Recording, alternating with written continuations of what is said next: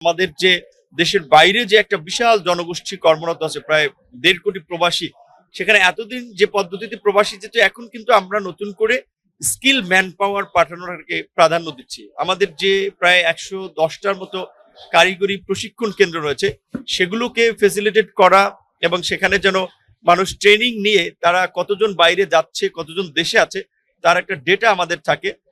প্রায় 23টা মন্ত্রণালয় আপনার দেখা যায় ট্রেনিং করায়, যেখানে অনেক সময় ওভারল্যাপ হয়।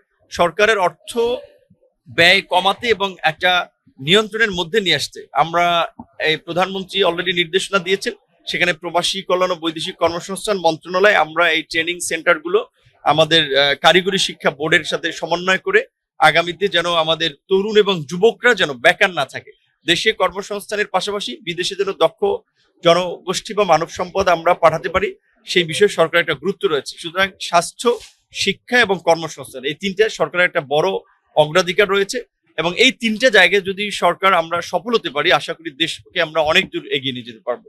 এটা অত্যন্ত দুঃখজনক যে শুধুমাত্র পটুয়াখালী নয়, বাংলাদেশের আপনারা বিভিন্ন বিশেষ করে জেলা, উপজেলা, হসপিটালের চিত্র যদি দেখেন, দেখবেন 2/3 মেডিকেল অফিসার আপনার এখানে পদ আছে, কিন্তু তারা কর্মরত নাই। উপজেলা পর্যায়ে তো ভয়ঙ্কর অবস্থা, জেলা পর্যায়ে যা দেখলাম তাতে তার চেয়ে বেশি ভয়ঙ্কর অবস্থা। 59 জনের পদ আছে, কিন্তু কর্মরত আছে মাত্র 18 জন।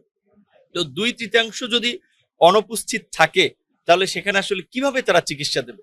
এটা বলতে গেলে বাংলাদেশের মতো একটা দেশে জেলা, উপজেলা পর্যায়ে হসপিটালে চিকিৎসা নিয়ে মানুষ সুস্থ হচ্ছে এবং এই পরিবেশে সেটা আসলে আল্লাহর বিশেষ রহমত ছাড়া এইটা সম্ভব ছিল না। তো মাননীয় প্রধানমন্ত্রী যেহেতু স্বাস্থ্য ব্যবস্থার উপরে একটি আলাদা গুরুত্ব দিয়েছেন, আপনারা জানেন যে সরকারের আপনার স্বাস্থ্য খাতের দর্শন অনুযায়ী যে সবার জন্য স্বাস্থ্য, তারই অংশ হিসেবে ই হেলথ কার্ড চালু হবে এবং জেলা পর্যায়ে বিশেষ করে আপনার বিভাগীয় পর্যায়ে মেডিকেল কলেজ এবং হসপিটালের চিকিৎসার মান বৃদ্ধি, জনবল বৃদ্ধির মাধ্যমে সরকার জনগণের দোরগোড়ায় স্বাস্থ্যসেবাকে নিয়ে যাওয়ার বা পৌঁছে দেওয়ার চেষ্টা করছে।